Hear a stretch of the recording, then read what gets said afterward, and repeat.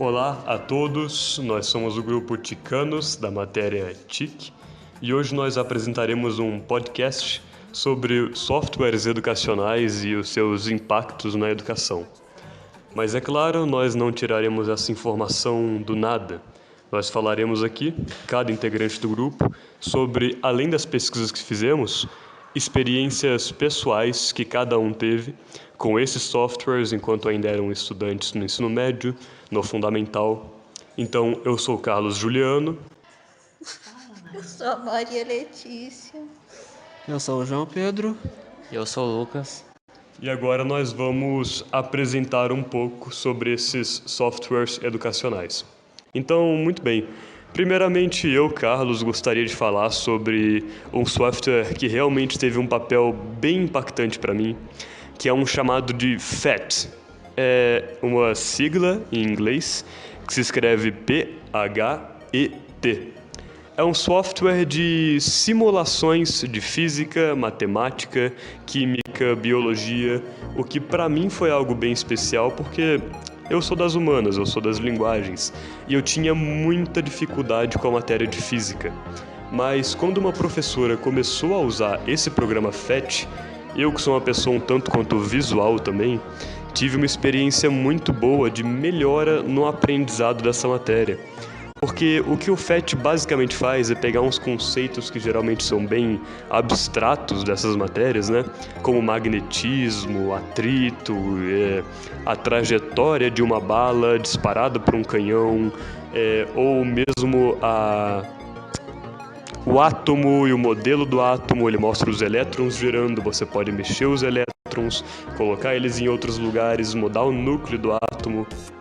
Então, é um software, um programa educacional que ajuda e muito os alunos que têm dificuldade com esses conceitos abstratos e com a falta de representatividade visual deles em física, química, matemática, biologia, como já dito antes.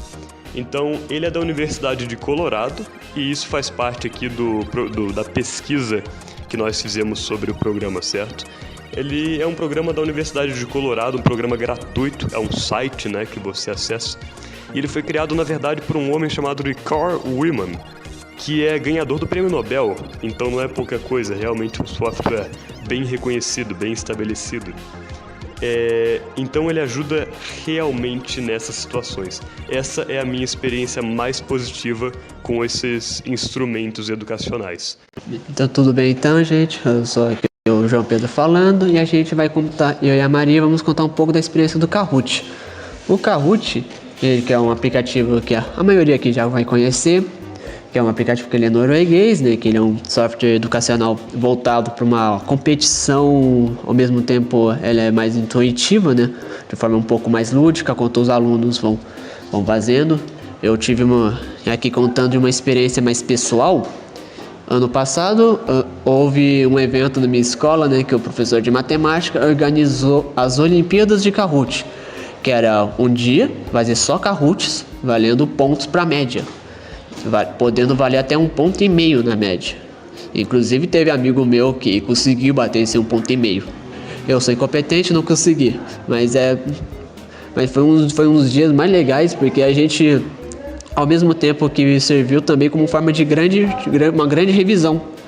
Porque além desse dia de Kahoot, das Olimpíadas, também serviu o dia que a gente usou como forma de revisão para Bhaskara, que é onde a maioria dos alunos simplesmente decoraram a fórmula de Bhaskara, justamente por conta da questão do Kahoot. E isso serviu demais nas revisões, tanto nas matérias tanto quanto a gente foi aprender Bhaskara, quanto a gente foi aprender geometria espacial, que era outra coisa que a minha sala estava com muita defasagem.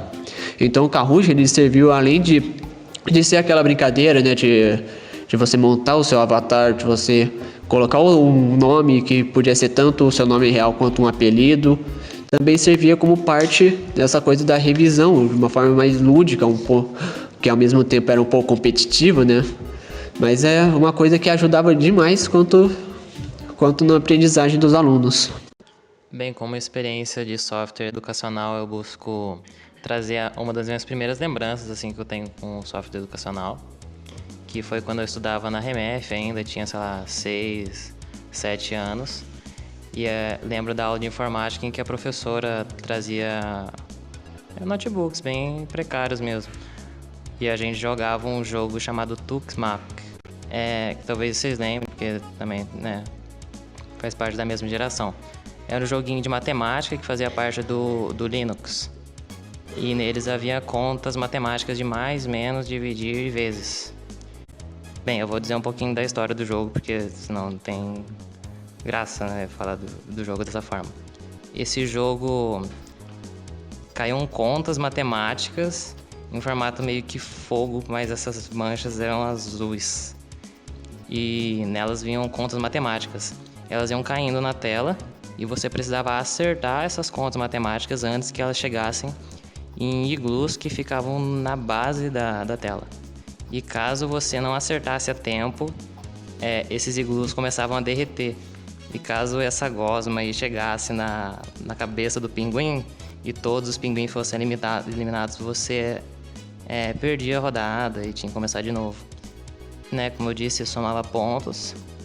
Você podia competir com colegas, né?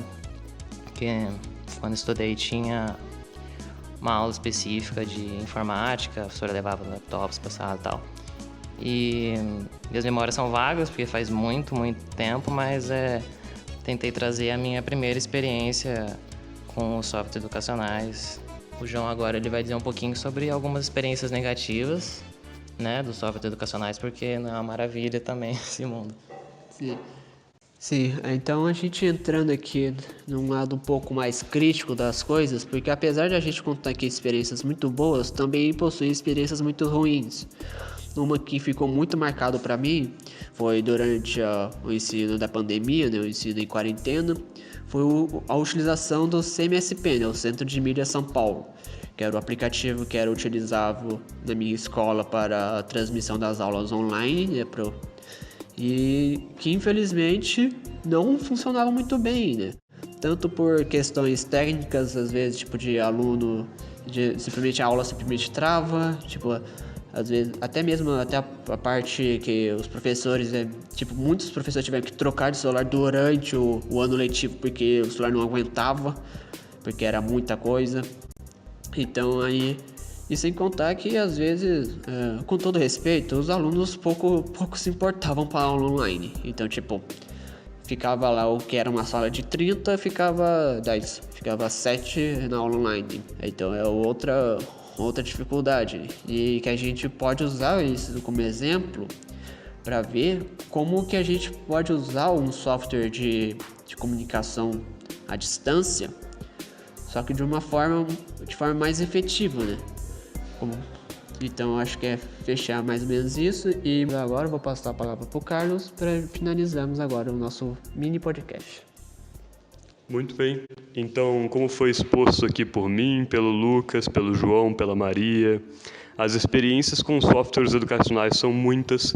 Os próprios softwares educacionais são muitos, são dezenas, se não centenas, de programas aí feitos para ajudar, em teoria, a vida dos professores e dos alunos, para facilitar, para dinamizar o processo de aprendizagem, né? Então, nós falamos aqui do FET, nós falamos do Kahoot, dos jogos, da gamificação, como exposto pelo Lucas, um joguinho muito legal que nós vimos, inclusive, do Pinguim, que você tem que acertar as contas em tempo real, é bem interessante. Então, são programas que batem em várias teclas diferentes. São programas que auxiliam na visualização, que é uma maneira que muitas pessoas têm como prioritária de aprendizado, né? Como já comprovado cientificamente muitas e muitas vezes.